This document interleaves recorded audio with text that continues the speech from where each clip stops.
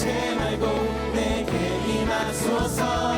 가난하고 궁핍한 내 마음 가운데 여호와여 속히 임하소서.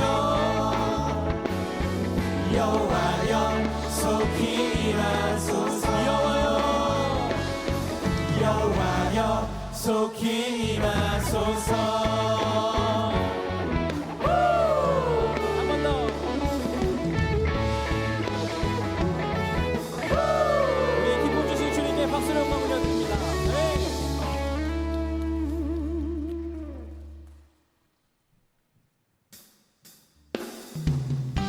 계속해서 우리의 슬픔을 기쁨으로 변화시키시는 주님을 함께 노래하며 몸으로 찬양하며 나가십시다.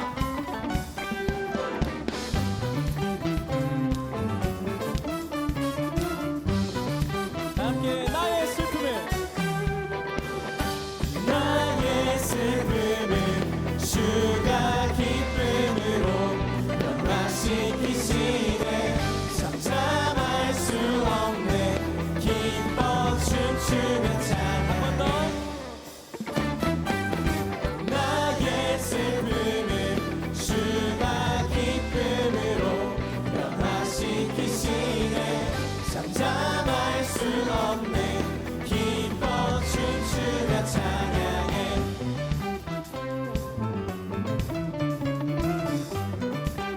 상처뿐인 내 영혼, 상처뿐인 내 영혼 위로해 주셨네. 고통 중에 있을 때 주님 평안 주셨네. 주 사랑 어둠 이김을 나는 느끼네. 주의 빛 비춰주시니 내 마음 기뻐 주 찬양하네. 나의 슬픔을 주가 기쁨으로 변화시키시네. 잠잠할 수 없네. 기뻐 춤추며 찬양해. 우리 한 번 더. 나의 슬픔을 주가 기쁨으로 변화시키시네. 잠잠할 수 없네. 기뻐 춤추며 찬양해. 아멘. 우리 한 번 더 노래하며 나갑시다. 상처뿐인 내 영혼, 상처뿐인 내 영혼 위로해 주셨네. 고통 중에 있을 때 주님 평안 주 사랑, 주 사랑 어둠 이김을 나는 느끼네. 주의 빛 비춰주시 내 마음 기뻐 주 찬양하네. 나의 슬픔을 주가 기쁨으로 변화시키시네. 잠잠할 수 없네.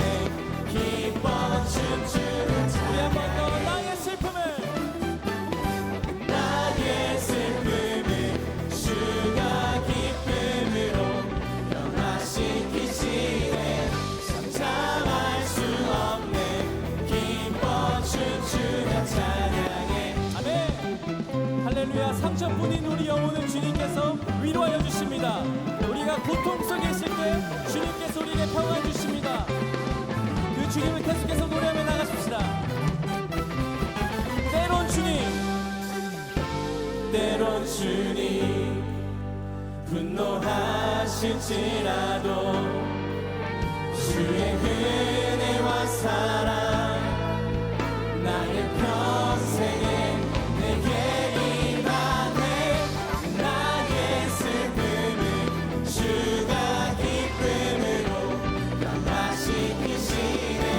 잠잠할 수 없네. 기뻐 춤추며 나의 슬픔을 주가 기쁨으로 변화시키시네.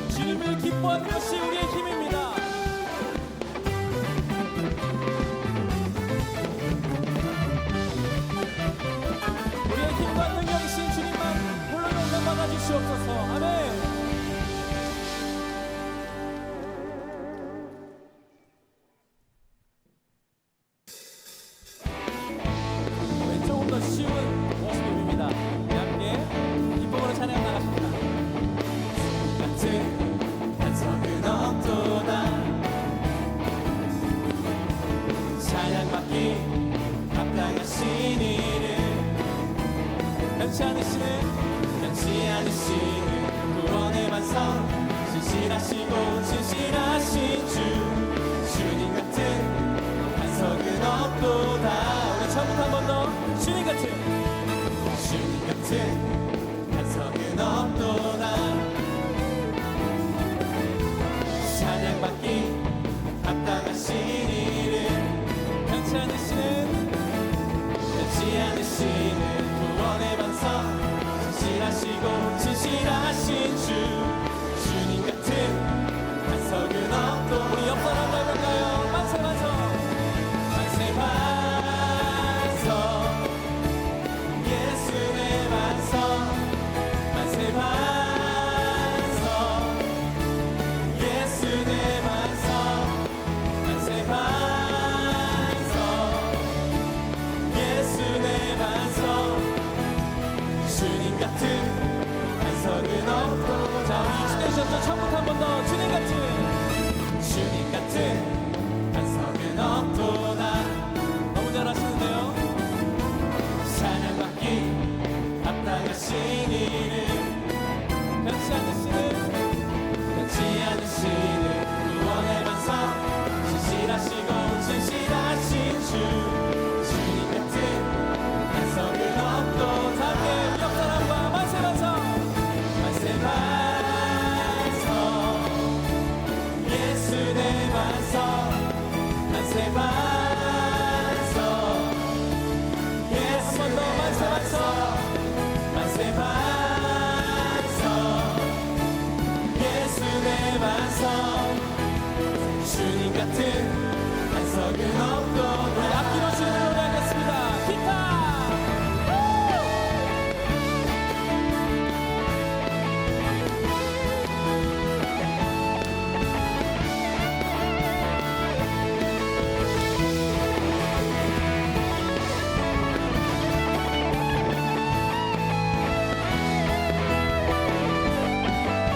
우리 처음부터 한번 노래합시다.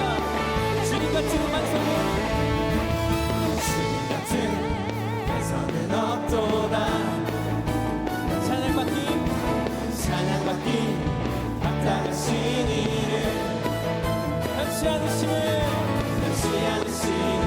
구원의 반석 진실하시고 진실하신 주 주님 같은 반석은 없도다. 만세 반석 만세 반석 예수 내 반석 만세 반석 예수 내 반석 만세 반석 예수 내 반석 주님 같은 우리 마지막 한 번 더 해볼게요.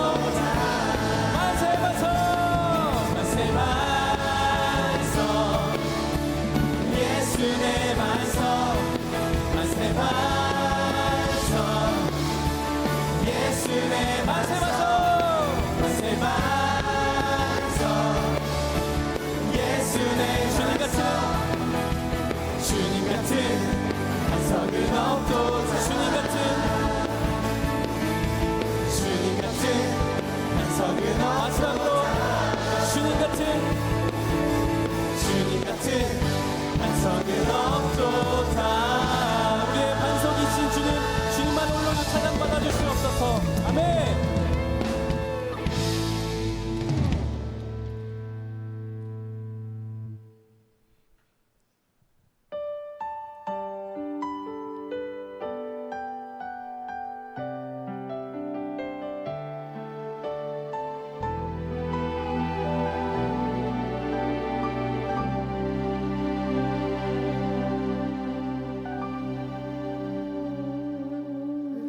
하나님의 부르심에는 후회하심이 없네. 내가 이 자리에 선 것도 주의 부르심이라. 하나님의 부르심에는 결코 실수가 없네.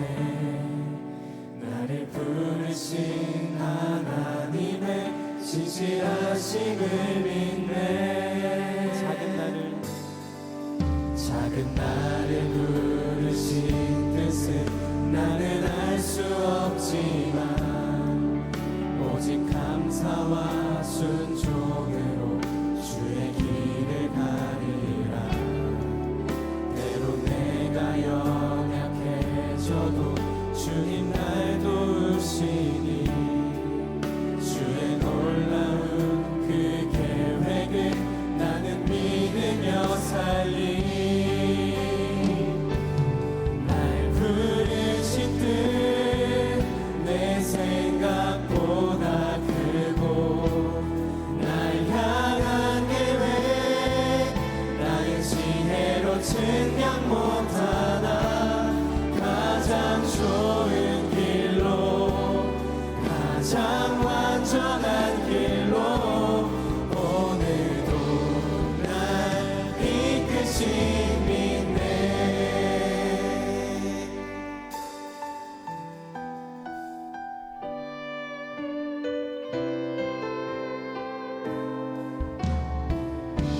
오늘도 우리를 부르신 그 주님을 감사히 묵상하며 함께 다시 한번 찬양하겠습니다. 하나님의 부르심에는 하나님의 부르심에는 후회하심이 없네.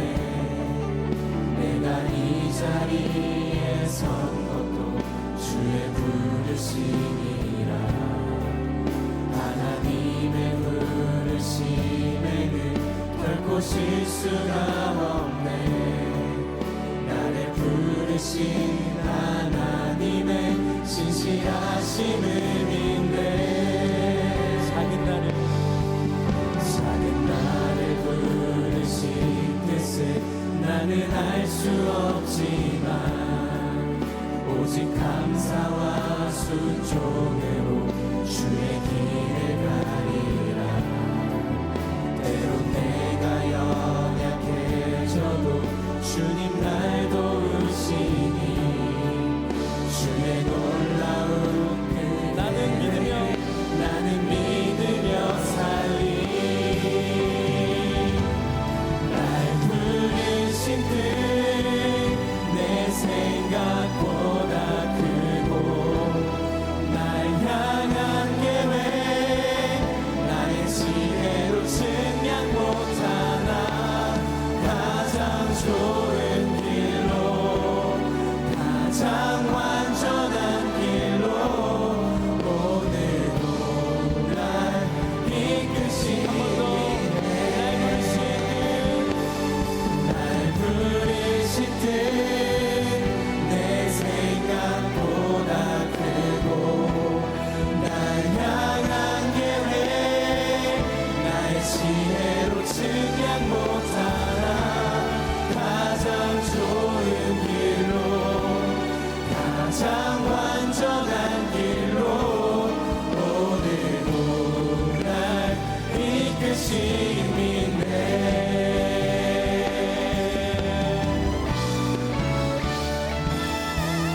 부르신 뜻 내 생각보다 크고 날 향한 계획 나의 지혜로 증명 못하나 가장 좋은 길로 가장 완전한 길로 오늘도 날 이끄시네.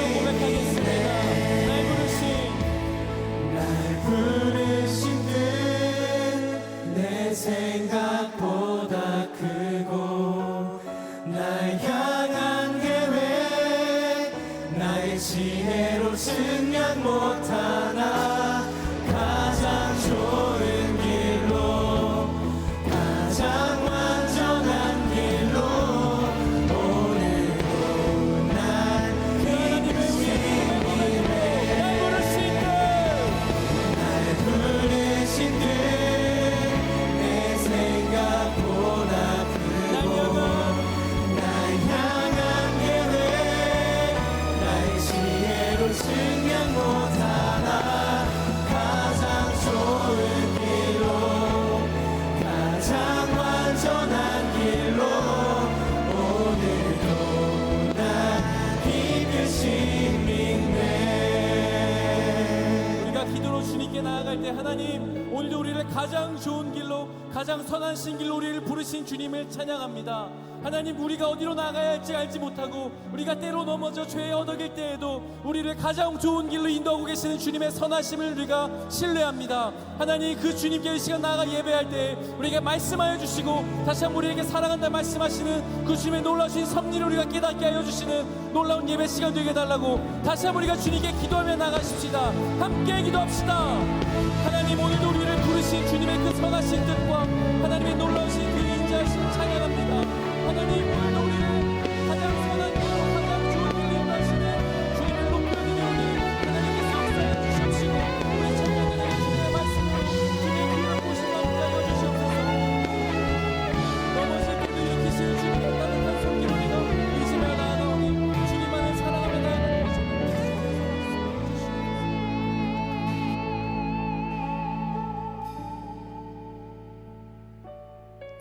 영광과 존귀를 받으시기에 합당하신 하나님, 참 감사합니다.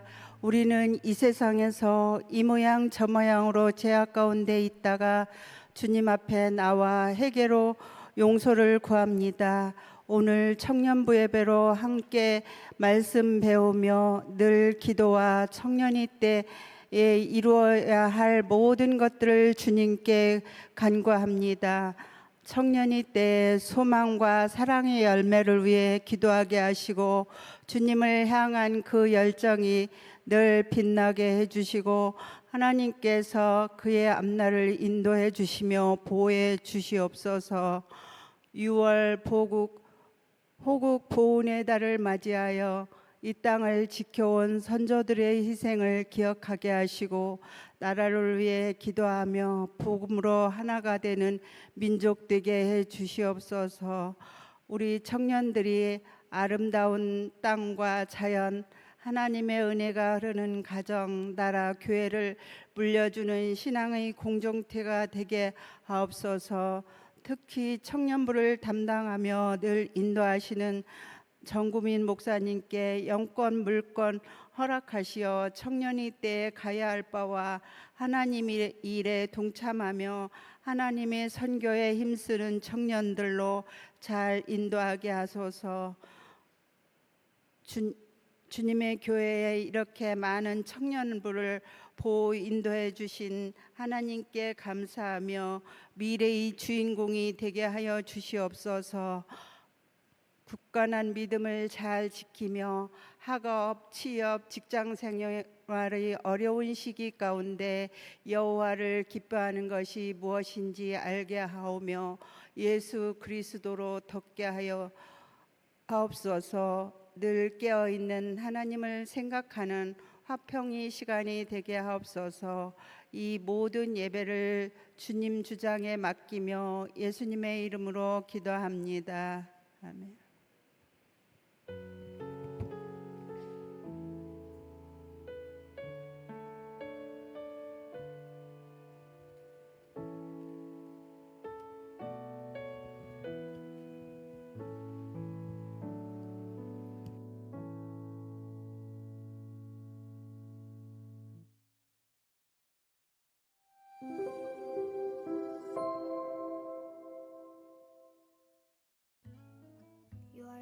청년부 광고 안내드립니다.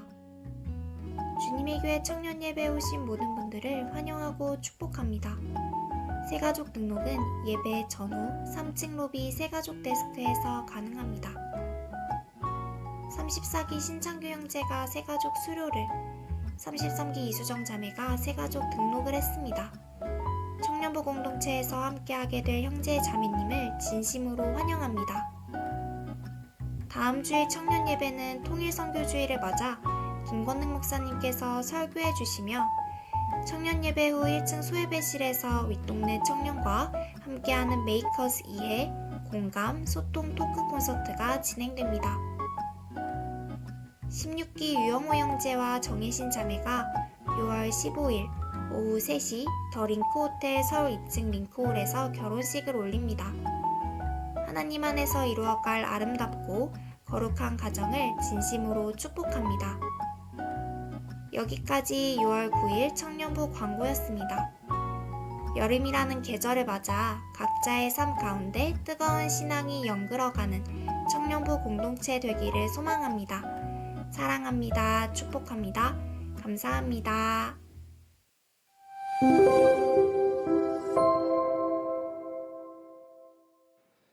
안녕하세요 여러분. 글로리웨이브 팀장 23기 이경태입니다. 네. 상반기가 벌써 끝나가는 가운데 웨이브 메이커로의 삶을 잘 살고 계신가요? 글로리웨이브 팀에서 메이커의 삶을 넘어서 메이크 어스의 이해, 공감, 소통이라는 주제하에 우리가 되어가는 프로젝트를 기획하였습니다. 여러분 혹시 코로나가 끝난 이후에 잠정 휴업했던 통일선교팀이 2024년부터 다시 재개되었다는 사실을 알고 계신가요? 네, 현재는 23기 양수민 팀장만이 해당 팀을 운영하고 있습니다. 그리고 우리가 이제 과거에 배웠던 도덕책이나 바른 생활에서 배웠던 그런 내용이 아닌 최근의 윗동네의 내용을 좀 업데이트하고 이해하기 위한 시간을 마련했습니다. 그래서 다음 주에 통일선교 주일을 맞아서 통일선교팀과 글로리웨이브 팀이 콜라보를 해서 메이크 어스, 이해, 공감, 소통이라는 프로젝트를 준비했습니다. 해당 프로젝트는 크게 3가지로 구성됩니다. 첫 번째는 리플렛이 제공됩니다. 윗동네 친구들의 삶과 문화, 그리고 신앙 등의 내용이 포함되어 있는 리플렛으로 여러분들이 그 내용을 익히시면 좋을 것 같고, 두 번째로는 토크 콘서트가 진행됩니다.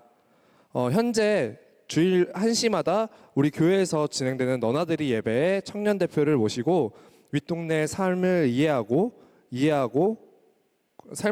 공감하고 소통하기 위해 토크 콘서트를 진행할 예정입니다.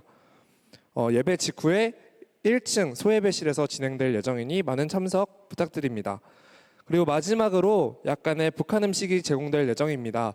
단순히 평양냉면, 함흥냉면만 알고 있던 우리에게 두부밥, 인조고기밥, 이떡 등이 준비될 예정입니다. 준비 분량을 크게는 잡지 않고 소량만 준비된 만큼 여러분들 오셔서 시간을 좀 즐겨주시면 좋을 것 같습니다. 웨이브 메이커로의 삶에서 메이커스의 삶으로 되기 위해 확장되어가는 우리 청년부가 되길 기대하겠습니다. 더불어 이번 기획을 통해서 통선팀과 너나들이 예배에도 큰 관심 갖는 청년부가 되었으면 좋겠습니다. 그럼 다음 주에 뵙겠습니다. 글로리 웨이브였습니다. 감사합니다.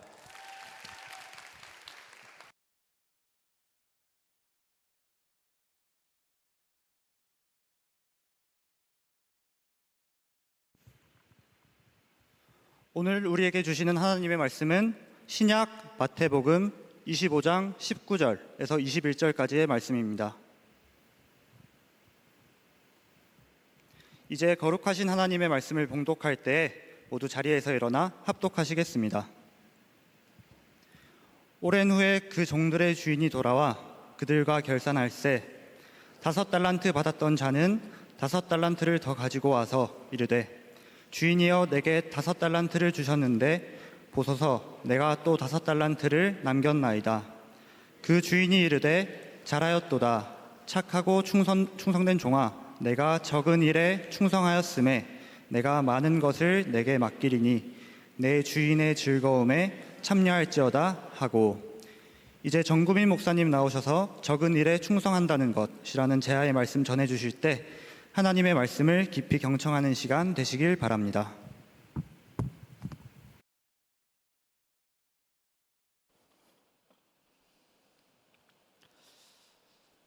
네, 본문 읽은 그대로 그리고 제목 그대로 이 적은 일에 충성한다는 것이라는 제목으로 함께 6월 9일 하나님 말씀 나누도록 하겠습니다.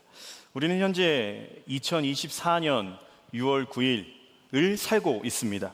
적게는 그냥 빠른 그런 거 없이 딱 20살, 20년 정도의 삶을 산 분들이 계시고, 또 많게는 그렇죠. 많다고 표현하긴 그래서 저는 이제 올해로 한 45년의 삶을 이렇게 살아왔습니다.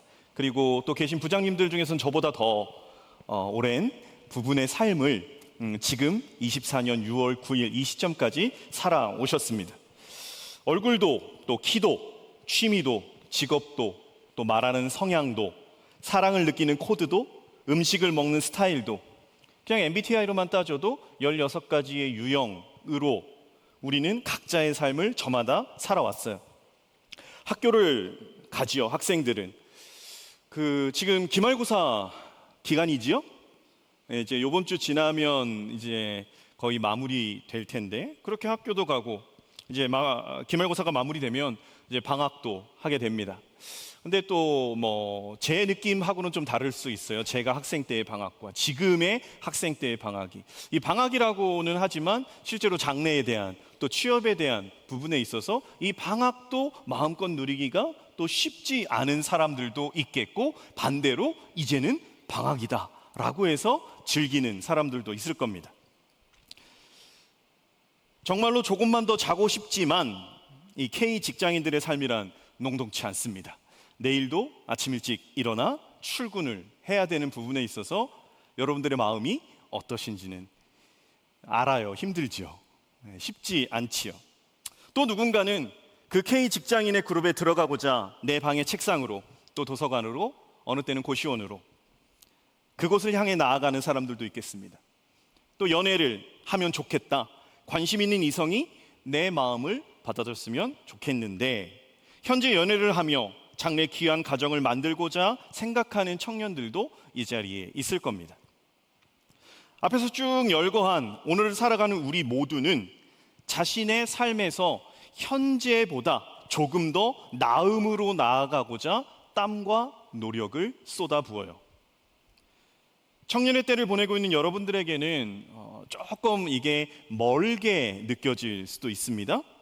내가 살고 있는 지금의 삶이 어느 때까지 이어질 것인가?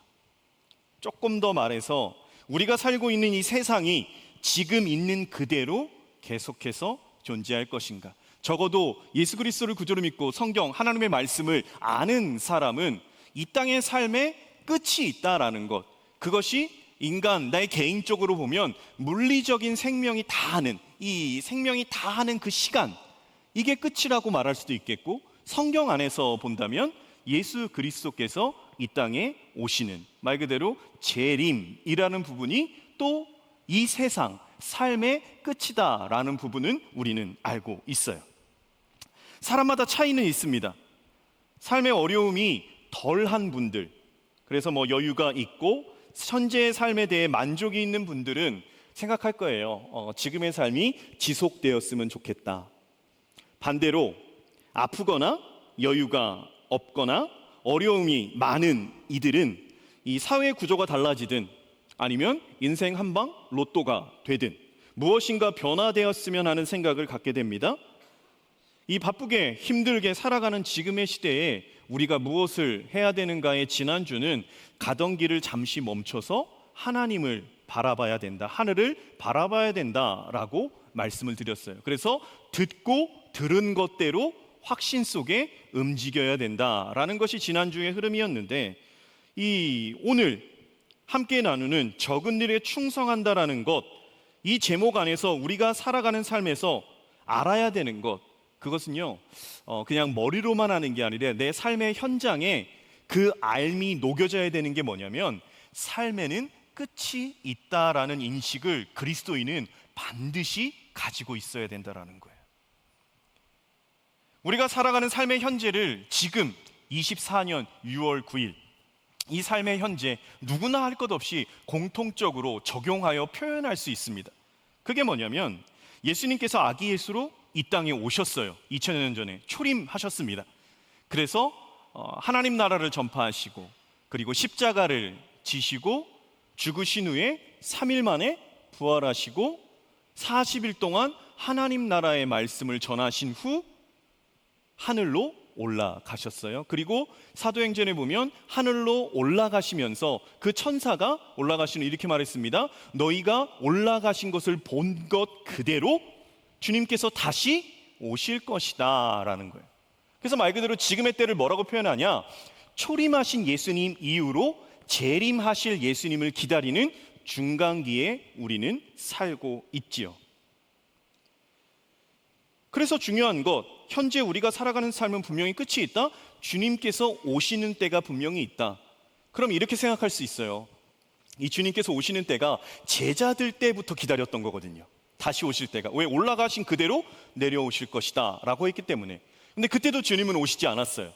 그 다음 초기 기독교를 넘어서서 100년, 200년, 300년, 1000년, 지금 2000년, 그리고 2024년이 된 지금의 때에도 주님은 오시지 않았어요. 예수님이 승천하시고 다시 오실 것이다 라고 말씀하신 그 시간이 불과 얼마, 10년, 20년도 채 지나지 않은 가운데서도, 그리고 지금 현대를 살아가는 우리들의 생각 속에서도 이런 생각이 들 수 있어요. 과연 진짜 오시나? 안 오셨지 않았나? 이 부분에 있어서 그 초기 기독교, 초대교회 기독교 안에서도 그렇고 지금 현재에 적용되는 부분에서도 그렇고 베드로후서 3장 4절의 말씀을 보면 이렇게 나옵니다. 우리가 함께 읽어보도록 할게요. 함께 봅니다. 이르되 주께서 강림하신다는 약속이 어디 있느냐? 조상들이 잔 후로부터 만물이 처음 창조될 때와 같이 그냥 있다 하니. 이 베드로 사도가 말한 거예요. 예수님이 승천하시고 얼마 안 된 시기였거든요. 그 시기 때도 사람들은 말해요. 주의 강림하신다는 약속이 어딨냐? 조상들이 잤다. 내 선조들, 그 얘기를 들은 선조들이 죽었어. 죽은 후에도 만물은 천지가 창조될 때 같이 여전히 그대로인데 그 강림의 재림의 약속이 언제 있느냐라고 말하는 사람들이 있죠. 베드로 사도는 그에 대해서 이렇게 얘기를 했습니다. 제가 읽어드리죠. 주의 약속은 어떤 이들이 더디다고 생각하는 것 같이 더딘 것이 아니다. 오직 주께서 너희를 대하여 오래 참으사 아무도 멸망하지 아니하고 다 회개하기에 이르기를 원하시기 때문이다 라고 베드로후서 3장에 이야기를 해요. 강림이 어디 있느냐? 재림이 어디 있느냐? 그 약속 없는 거 아니냐? 계속해서 그냥 사람은 죽고 또 만물은 그대로 유지되고 있지 않느냐? 여러분들은 어떻게 생각하십니까? 여러분들 전에도, 그 전에도 예수 그리스도는 오시지 않고 지금도 오시지 않고 자연 만물은 여전히 그대로인 것을 보면서 아, 주의 재림 혹은 망각하고 계시지는 않습니까? 혹은 그런 일은 글쎄 일어날까? 라고 물음표를 갖진 않으십니까? 머리로는 알겠는데 실제로 언제인지 모르기 때문에 그 감각 자체를 잊고 살아가는 건 아닌지 돌아봐야 된다라는 거예요. 우리의 삶의 끝이 있음을 말하는 것이 우리가 함께 읽은 오늘 본문 마태복음 25장의 핵심이에요. 우리가 너무나 잘 알고 있는 5달란트 받은 자, 그 다음 몇 달란트입니까? 2달란트 받은 자, 그 다음 1달란트 받은 자. 5달란트 받은 자는 5달란트를 남기고 2달란트 받은 자는 2달란트를 남기고 1달란트 받은 자는 어떻게 했습니까? 땅에 묻었어요. 그리고 주인이 올 때 그것을 파서 그대로 드렸어요. 우리가 어린 시절 신앙생활을 했다면 설교 속에서도 되게 많이 들었고 이야기식으로도, 그리고 이 달란트 비유에 있어서는 너무나 익숙한 본문입니다. 그럼 이렇게 생각할 수 있어요. 이 달란트의 비유, 예수님이 비유로 말씀하신 건 그 비유 안에 담긴 의미와 목적이 있어요. 본말이 있다라는 거예요. 비유를 통해서 전달하시고자 하는 그 목적. 그 목적이 뭐냐? 비유의 목적은요, 마태복음 25장, 오늘 우리가 함께 읽지는 않았지만 1절에 나와 있습니다. 25장 1절의 말씀을 함께 봅니다. 그때 천국은 마치 등을 들고 신랑을 맞으러 나간 열처녀와 같다 하리니. 잠깐 띄워주시고요. 여기서 5달란트, 2달란트, 1달란트, 달란트의 비유의 목적은 그냥 딱 한 문장이에요. 천국입니다. 이 마태복음 25장은 3개의 비유로 돼 있어요. 하나는 마태복음 25장 1절부터 시작되는 열처녀. 이 열처녀의 비유는 신랑을 맞을 준비를 하는 10명의 처녀들에 대한 이야기예요. 신랑이 언제 올지 몰라요. 밤에 올지 몰라요. 언젠지는 몰라요. 그런데 10명의 처녀들이 기다려요. 5명은 기름을 준비해요. 등불에 꺼지지 않게. 5명은 기름을 준비하지 못해요. 그래서 신랑이 왔어요.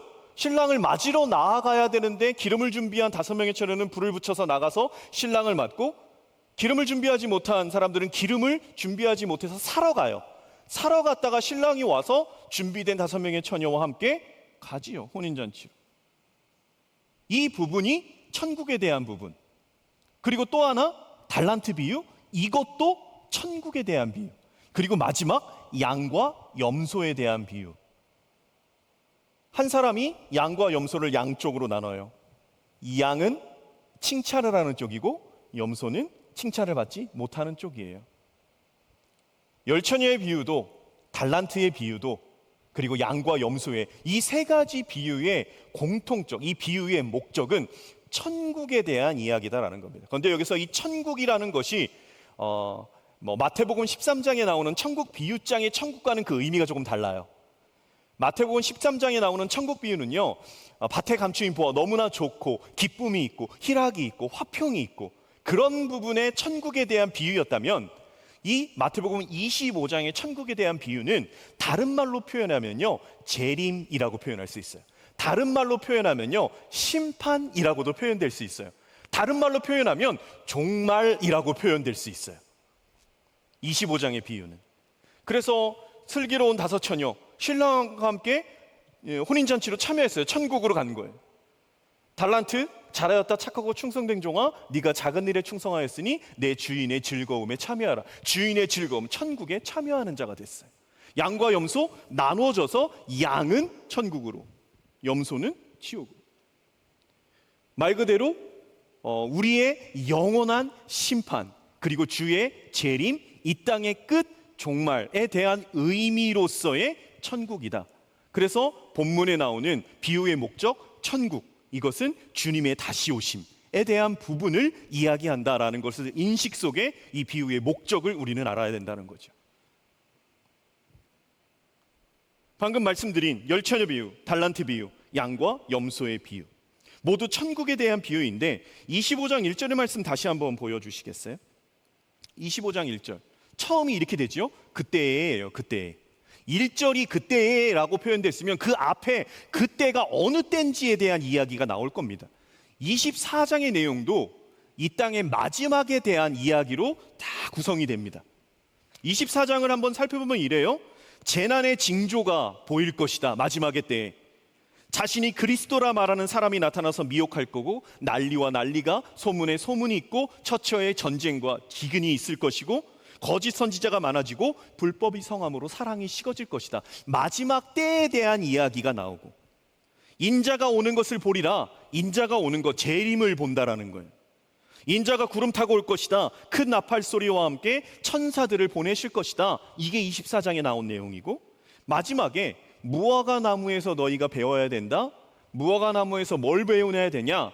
무화과 나무는요, 이스라엘 그 과실수, 열매를 맺는 나무 중에서요, 여름 실과 첫 번째 사람들, 우리나라로 말하면 보릿고개, 옛날에 이제 겨울에 보릿고개 하고 이제 그 보리를 처음 수확한 그 부분으로 먹는 것처럼 아무것도 먹을 것이 없던 그때에 처음으로 맺히는 열매가 무화과거든요. 그래서 사람들은 무화과가 언제 열릴 것인가에 대한 부분을 완전히, 왜 너무 어려운 때니까, 그거 열리면 그걸로 배를 채울 수 있으니까. 그래서 무화과 나무의 비유가 이래요. 가지가 연하여지고 잎사귀가 나면 너희들은 여름이 가까운 줄 안다. 그런데 왜 마지막 때에 주님께서 오실 것에 대한 것을 너희는 인지하지 못하느냐? 그 비유에서 보라라고 예수님이 말씀하시는 거죠. 그렇게 말씀하신 후에 그때의 천국은 이라고 시작되는 거예요. 마지막 때의 천국을 얘기한다라는 거죠. 그때의 천국은.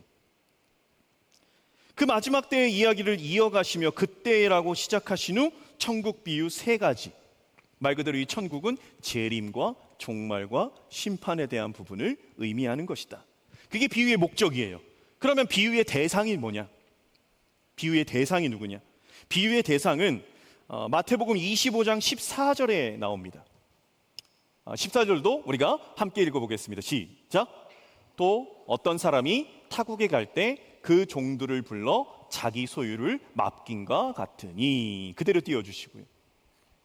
여기서 보면 비유의 대상이 이 14장에 뭐로 표현되었냐면 그 종들이에요. 비유의 대상은 그 종들이다라는 부분이 이 개역개정에서는 그 종들이라고 나오는데요, 다른 쉬운 성경이나 표준세 버전이나 영어 성경으로 말하면 말 그대로 직접 번역하면 자기 종들, 그의 종들, 자기 사람들이에요.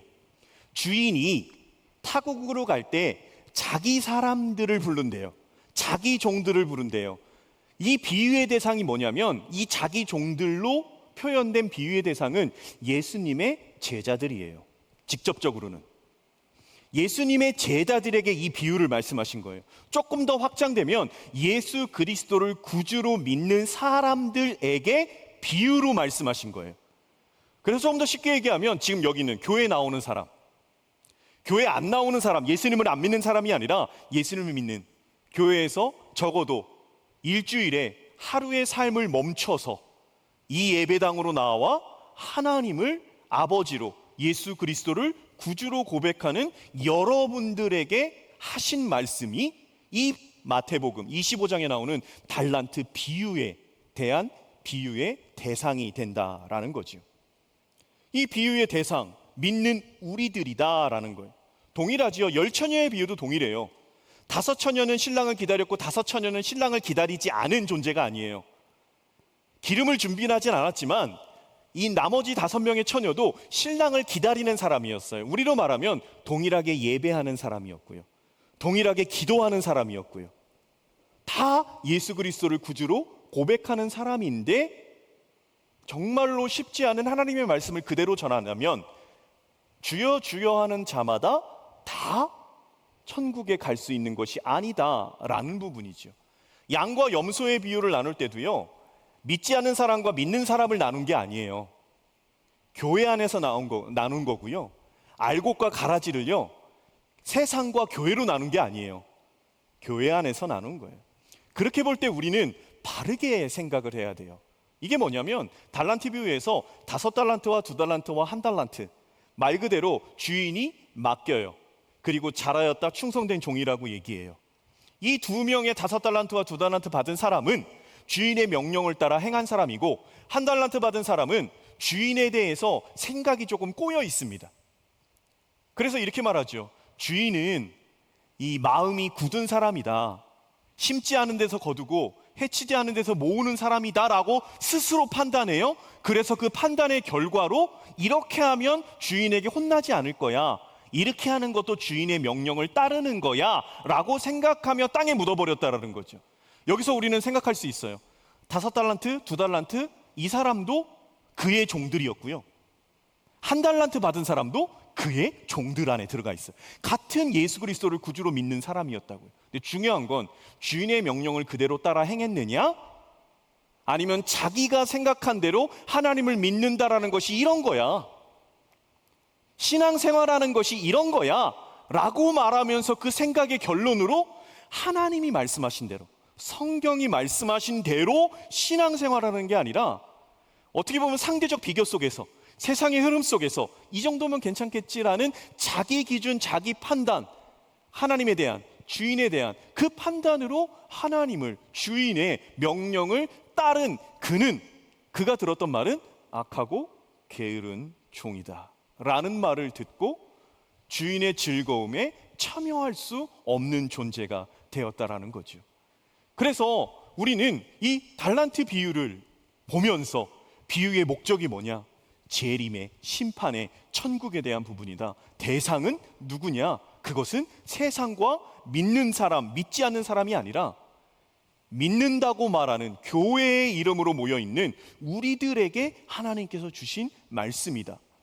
그래서 이 천국에 대한 부분을 얘기할 때 이 마태복음 25장에 기록된 달란트 비유, 이 부분을 우리는 어떻게 받아들여야 되는가, 그리고 이 땅을 살아갈 때 우리는 이 부분을 어떻게 적용해야 되는가, 그게 오늘 설교의 제목인 적은 일에 충성한다는 것이 무엇이냐라는 것에 대한 결론이 오늘의 핵심 주제이지요. 마태복음 25장 19절은 이렇게 얘기합니다. 한번 같이 읽어볼게요. 시작. 오랜 후에 그 종들의 주인이 돌아와 그들과 결산할세. 이것도 잠깐 띄워주시고요. 아까 14절에 보면 타국으로 갈 때 달란트를 맡기잖아요. 타국으로 갈 때 달란트를 맡겼다. 그리고 오랜 후에 그 종들의 주인이 돌아와 결산했다. 이 두 같이 보면 타국으로 갈 때, 이것은요 예수님께서 제자들을 이제 부활하신 후 제자들을 그 땅에 두시고 땅 끝까지 이르러 증인이라 말씀하시고 그들에게 사명을 주시고 승천하셨어요. 이것이 타국으로 갈 때에 대한 부분입니다. 그리고 예수님께서 다시 이 땅에 오시지요. 그때가 어느 때는 몰라요. 그 재림의 때에 있어서 이 25장 19절의 비유는 오랜 후에라고 얘기해요. 주님께서 다시 오셔요. 그때가 있다라는 거예요. 분명히 초림하신 예수님은 재림하실 것인데 그때가 어느 때는 몰라요. 근데 중요한 건 오랜 후에 분명히 그때가 있을 것이고 돌아오셔서 이 땅에 다시 오셔서 그 주인이 돌아와 그들과 결산할 때가 이르신다는 겁니다. 그래서 우리는 생각해야 돼요. 이 땅을 살아갈 때 내가 젊으니까, 아직 멀었으니까가 아니라 그게요, 저는 뭐 세대주의자, 종말론자도 아닙니다. 말 그대로 이단적 요소를 갖고 있지 않아요. 대한예수교 장로회 통합 측 장로회 신학대학교 신학을 전공한 아주 뭐 건강하다 말하면 좀 교만한 것 같고요, 건강하고 싶은 목회자입니다. 그러는 가운데서도 여러분들에게 두려움을 주려는 개념이 아니라 내일이 될 수도 있고요, 이 시간 이후가 될 수도 있고요, 그게 언제인지는 아무도 모른다라는 거예요. 근데 중요한 건 오랜 후에 그때가 있다, 결산을 하신다. 그 결산의 때에 있어서 잘하였다 착하고 충성된 종아, 내가 적은 일에 충성하였으니 내가 더 많은 것으로 너에게 맡길 거야. 내 지인의 즐거움에 참여하라. 우린 알고 있어요. 5달란트 받은 사람도 똑같은 말씀을 들었고 2달란트 받은 사람도 똑같은 말씀을 들었어요. 그래서 우리는 이 마지막 때에 있어서 막연한 두려움이 아니라 주님께서 오실 것이다 라는, 오랜 후에 와서 결산하실 것이다 라는 이 부분에서 우리는 적은 일에 충성한다라는 것을 3가지로 얘기할 겁니다. 적은 일에 충성하는 게 과연 무엇인가? 저는 그 부분에서요, 첫 번째는 수량적 개념이에요. 수량적 개념. 이 수량적 개념은요, 이 적다라는 부분을 말 그대로 숫자적인 개념으로 얘기하는 겁니다. 많고 적음으로 좀 얘기하는 거예요.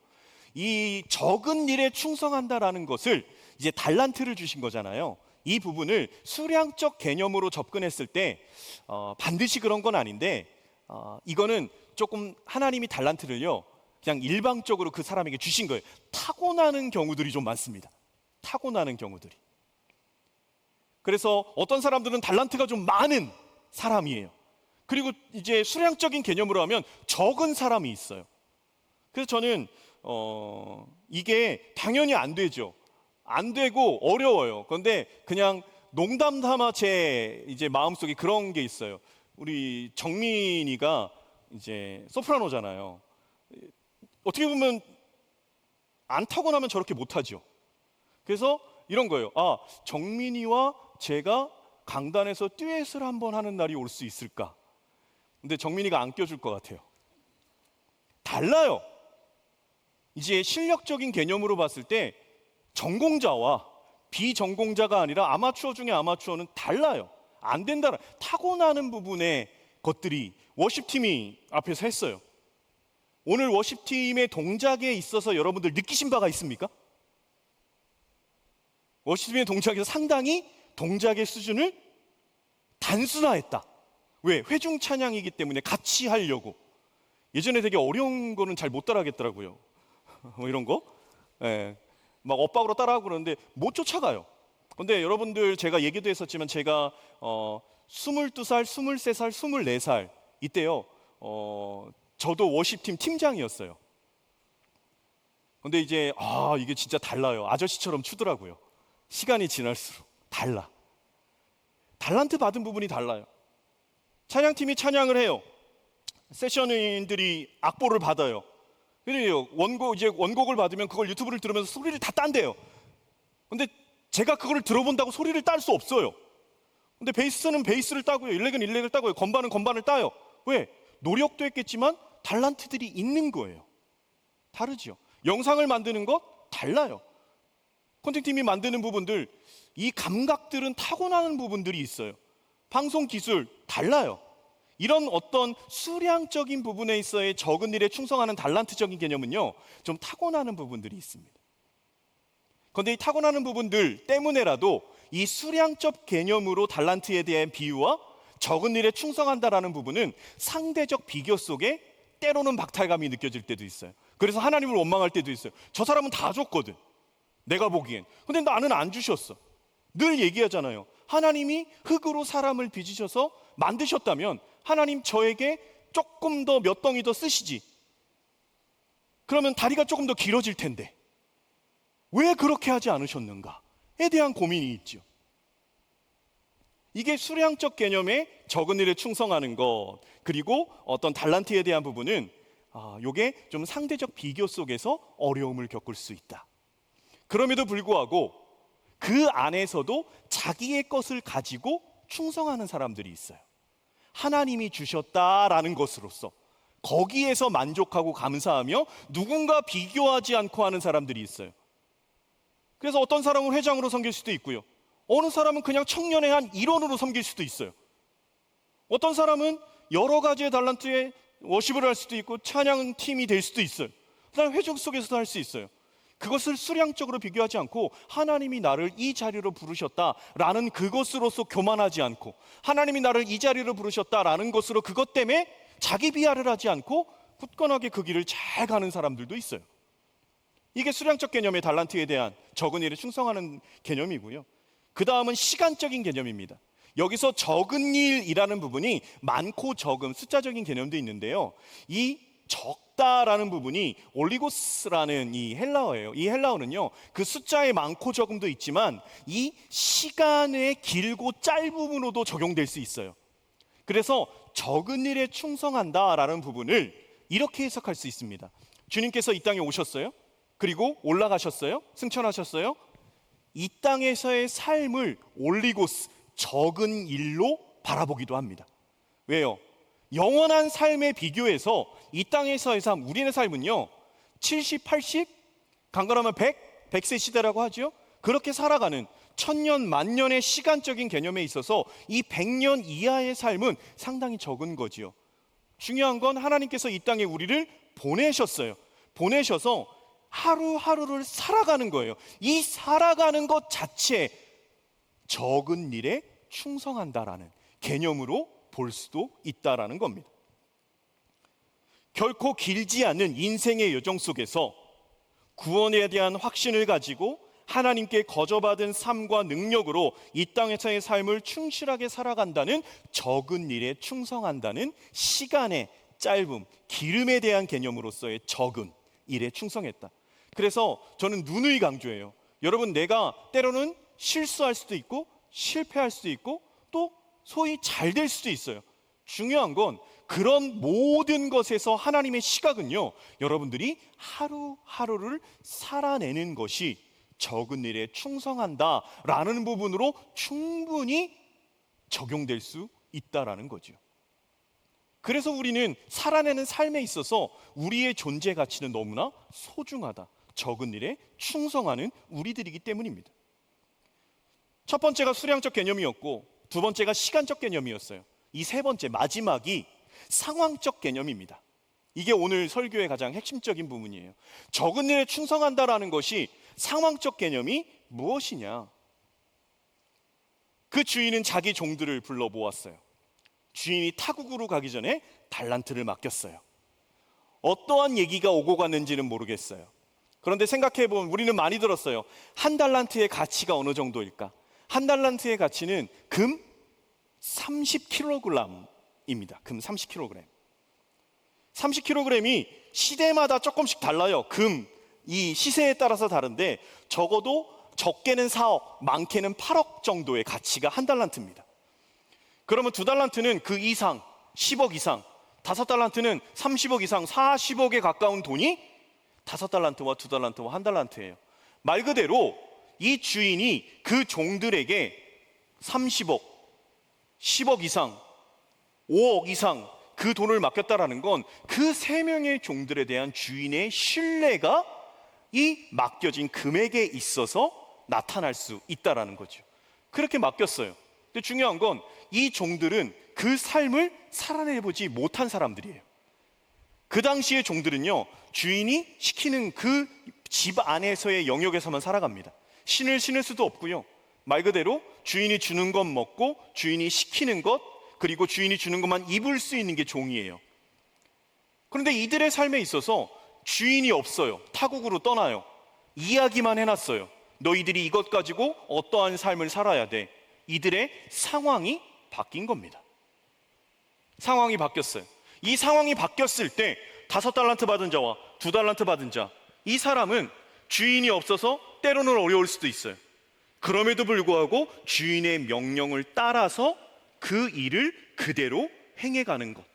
1달란트 받은 자는 정말 두려웠던 것 같아요. 주인에 대한 잘못된 인식도 있었겠지만 새로운 상황에 노출돼서 그 일을 감당해야 된다는 것을 스스로 인정하기가 어려웠던 것 같아요. 그래서 원래의 삶을, 자기가 살았던 그것을 고수했던 것 같아요. 상황적 개념이 뭐냐? 예수님이 제자들과 함께 하셨어요. 근데 예수님이 말씀하셔요. 내가 십자가에 죽을 거야, 고난받을 거야, 그리고 3일 만에 부활할 거야, 내가 그리고 하늘로 올라갈 거야, 다시 올 거야 말해요. 그런데 제자들은 몰라요. 알아듣질 못해요. 그 상황이 변한다라는 것을 받아들이지를 못해요. 그래서 계속해서 자리다툼하는 거고, 그래서 계속해서 예수님 이용해서 무엇인가 얻어내려고 하는 제자들이에요. 물론 예수님께서 말씀하신 그대로 올라가셨어요. 그리고 성령께서 오셨어요. 그리고 어떻게 살아가야 되는지를 알고 그대로 12 제자들은 살아갔어요. 중요한 것, 이 상황적 변화에 대한 부분, 이 개념이 무엇인가? 적은 일에 충성한다라는 것, 일의 많고 적음, 높고 낮음, 크고 작음의 관점으로 접근할 수도 있지만 적은 일, 낮은 일, 작은 일에 열심을 내었으니 이제 많은 일, 높은 일, 큰 일을 맡겨주신다는 것으로만 해석할 수 없고, 말 그대로 적은 일에 충성한다라는 것은요, 한결같은 순종으로 주인의 말을 따라간다라는 거예요. 다시 말해 주인의 부재 시 원래의 위치인 종의 자리를 지키는 것, 맡겨진 일이 달라졌음에도 주인이 말씀하시는 것이기에 순종하겠다라는 것, 현대를 살아가는 우리도 마찬가지예요. 우리는 예수 그리스도를 자신의 주님으로 부르며 살아갑니다. 각자에게 주어진 여러 모양의 달란트들이 있어요. 또 하나는 살아가는 삶의 현장을 보면요, 참 다양하고 변화무쌍한 현실을 마주하게 됩니다. 그런데 변화무쌍한 현실이요, 내 생각과는 전혀 다른 현실을 마주할 때도 있어요. 정말로 피하고 싶은 상황에 던져져 버릴 때도 있어요. 끝이 보이지 않는 터널과 같은 절망의 상황 속에 처할 때도 있고요, 어느 때는 보이지도 들리지도 느껴지지도 않는 무감각의 상황 속에 내가 거할 때도 있어요. 이래도 되는 것과 싶을 만큼 일이 술술 풀리며 편안하고 즐거운 때도 있을 수 있어요. 이러한 상황 속에서 적은 일에 충성한다라는 것, 그것은요, 그 현실의 상황, 내가 마주한 상황을 부정하지 않는 거예요. 하나님, 저에게 왜 이런 일을 주셨어요? 어려움을 만나면 그런 토로함이 나옵니다. 그러나 그것에 매몰되고 머물러 있지 않는다라는 거예요. 그 현실 속에서 상황을 부정하지 않고 주인의 말씀을 기억하여 그 말씀이 원하시는 그 자리로 나아가는 것이 적은 일에 충성한다라는 겁니다.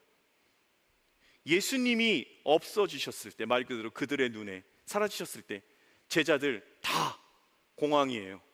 그래서 내가 원래 있었던 내 물고기 잡으러 가야겠다, 나는 어디로 가야겠다, 나는 어디로 가야겠다, 다 뿔뿔이 흩어집니다. 주님께서 말씀하신 것을 기억하지 못해요. 우리는 어떻습니까? 느껴지지 않고 보이지 않고 뭔가 답답해서 우리가 삶을 살아가는데 마주하는 현실 속에 하나님이 현실을 왜 저에게 허락하셨는지에 대한 물음, 또 보이지 않고 들리지 않고 느껴지지 않을 때 무엇인가 결단해서 보이도록, 느껴지도록, 들리도록 주님 내게 응답하여 달라는 몸부림보다는 불평과 불만으로 현실을 부정하며 하나님이 나에게 말씀하신 것 망각하고 그렇게 살아가는 삶은 아닌지. 그래서 우리는 생각해야 돼요. 내가 예수 그리스도를 믿는데 내가 원하는 길로 주님께서 인도해 주시기를 바라는 삶을 사는 건가? 주님께서 인도하시는 그 길에 나의 모든 감각을 맞춰서 거기에 거하기 위해 살아가는 존재인가? 비슷한 얘기지만 너무나 다른 얘기죠. 누가복음 16장 10절은 이렇게 기록되어 있습니다. 제가 읽어드리죠. 지극히 작은 것에 충성된 자는 큰 것에도 충성되고 지극히 작은 것에 불의한 자는 큰 것에도 불의하니라. 수량적인 개념도, 시간적인 개념도, 상황적인 개념도요, 다 동일해요. 지금의 현실, 수량적인 개념에서 적은 것 받았다. 하나님 왜 저 적은 거 주셨어요? 시간적인 개념, 이 땅의 삶, 그냥 너무나 짧은 삶, 내가 원하는 욜로적으로 살아가는 것입니다. 상황적인 개념, 하나님 왜 제가 원하는 상황으로 이끌어 주시지 않습니까?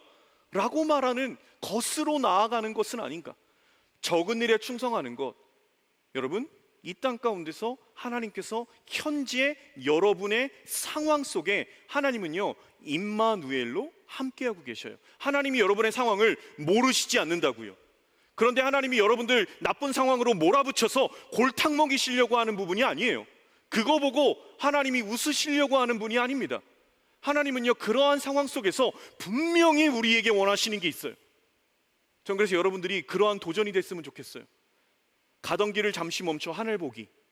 하나님을 보고 야곱이 분명히 멈춰서서 그 자리에서 하나님을 보고 제사 드리며 나아갈 때 그곳에서 애굽으로 내려가라는 말씀을 정확하게 들려주셨던 것처럼 나의 브엘세바, 그런 노력이, 때로는 작정의 기도가, 때로는 금식의 기도가, 아니면 어떠한 것의 절제에 대한 부분에 하나님 앞에 결단하여 하나님 보이지 않습니다.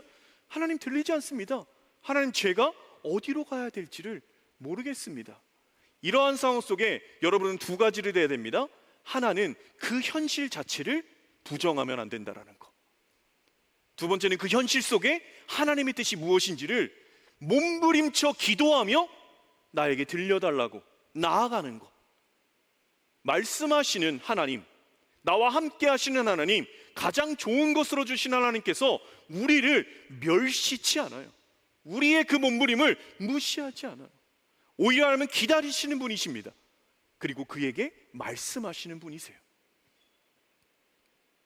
우리는 우리의 정체성이 분명해야 됩니다. 하나님이 누구신지 내 주인이십니다. 나는 누구인지 그분의 종입니다. 종의 역할은 말 그대로 하나님이 말씀하신 것을 그대로 행하는 사람이에요. 그것이 수량적으로 많건 수량적으로 적건, 그것이 시간적으로 긴 것이건 시간적으로 짧은 것이건, 그것이 상황적으로 내가 원하는 것이든 원하지 않는 것이든 주인이 말씀하신 것을 기억하고 그것대로 나아가는 것이, 이것이 적은 일에 충성하는 겁니다. 그래서 오늘 점심에 청년들 몇 명과 식사를 하면서 그런 얘기를 나눴어요. 하나님이 나에게 말씀하신 것이면 누가 뭐라 그래도 그것 때문에 헷갈리거나 그것 때문에 혹여나 부끄럽거나 그러지 않아요. 제가 목회자의 길을 가는 것에 있어서 때로는 물질적으로 어려움이 있고 때로는 건강에 어려움이 있어도 그 길을 걸어가는 것에 있어서는요, 목사가 왜 아플 수 있죠.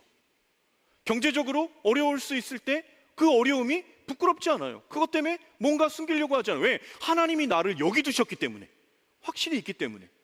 여러분들이 가는 길이 누가 보기엔 왜 그렇게 살아? 야, 더 무엇인가 더 열심히 해야 되지 않아?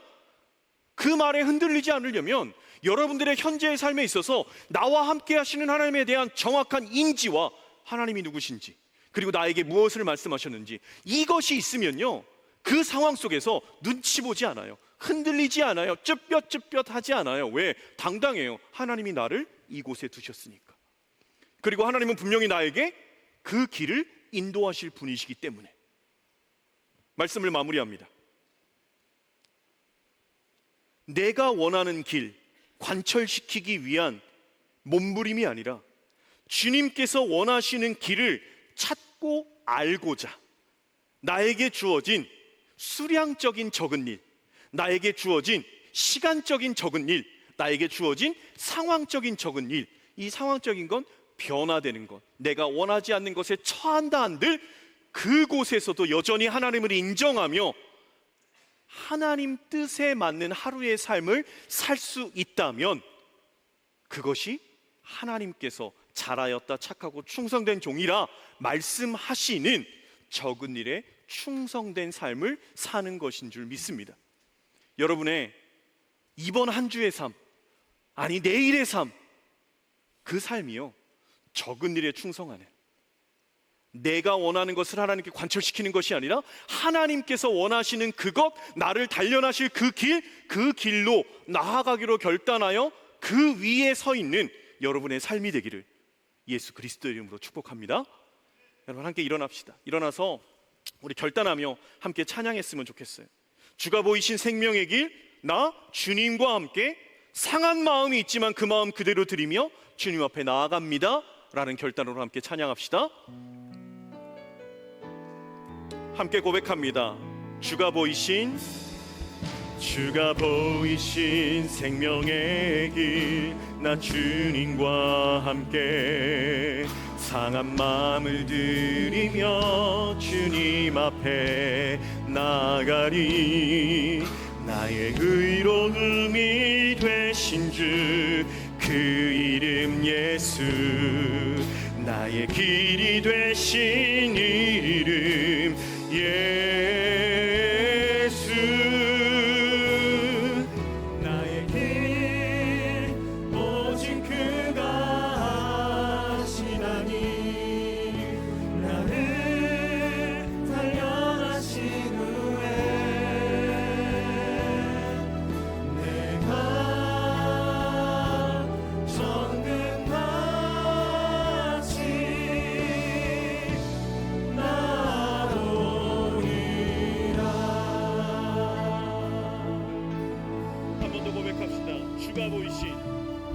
주가 보이신 생명의 길, 나 주님과 함께 상한 마음을 들이며 주님 앞에 나가니. 나의 의로움이 되신 주 그 이름 예수, 나의 길이 되신 이름 예수.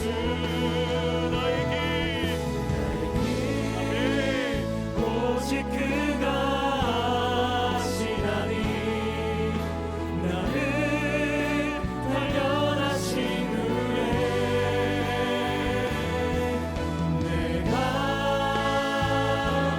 정금같이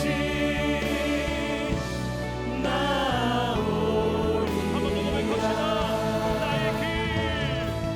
나의 길 오직 그가 하시나니, 나를 단련하신 후에 내가 정금같이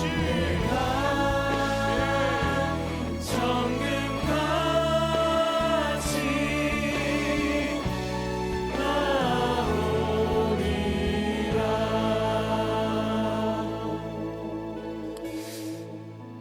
여러분이 함께 기도합시다. 제가 선포하는 것은요, 하나님은 여러분의 길을 아십니다. 여러분을 사랑하시고요, 여러분이 이 세상 그 무엇보다 아끼시는 분이시고요, 우리의 모든 것을 아시고 사랑하시고 인도하시는 분이 우리의 아빠 아버지신 줄 믿습니다. 여러분 그 하나님 앞에 이렇게 고백합시다. 나의 길을 아시는 하나님, 저를 인도하여 주시옵소서. 하나님 저에게 보여주시고 하나님 저에게 들려주시옵소서. 하나님 내 욕망과 내 뜻과 내 생각을 주님 앞에 관철시키려는 신앙생활이 아니라 하나님께서 인도하시는 그 길에 제가 적은 일에 충성하며 나아가는 착하고 충성된 종이 제가 될 수 있도록, 하나님 충성된 일꾼이 될 수 있도록 하나님 이 시간에도 함께하여 주시옵소서. 보여주시고 들려주시고 나의 부엘세바에서 정확하게 응답하여 주시옵소서. 여러분 시간에 주여 한번 외치고 간절한 마음으로 기도하며 나아갑니다. 주여.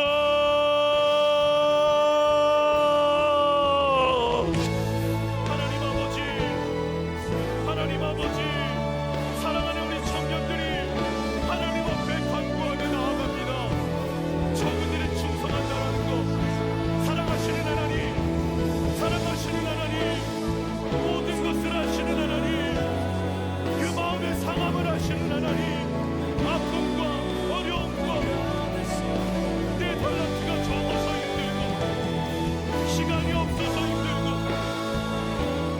상황에 두렵고 어려워서 힘들어하는 그 마음을 아시는 하나님이신 줄 믿습니다. 하나님 앞에 기도하며 나아갈 때 나의 길을 인도하시는 아시는 그 하나님 앞에 간구하며 나아갈 때 사랑하는 청년들이 주님 보게 하시고 주님 느끼게 하시고 주님 기다리게 하시고 그 주님으로 화평과 만족을 얻고 나아가는 사랑하는 청년들 될 수 있도록 하나님 역사하여 주시옵소서. 하나님 역사하시옵소서. 주님 역사하시옵소서.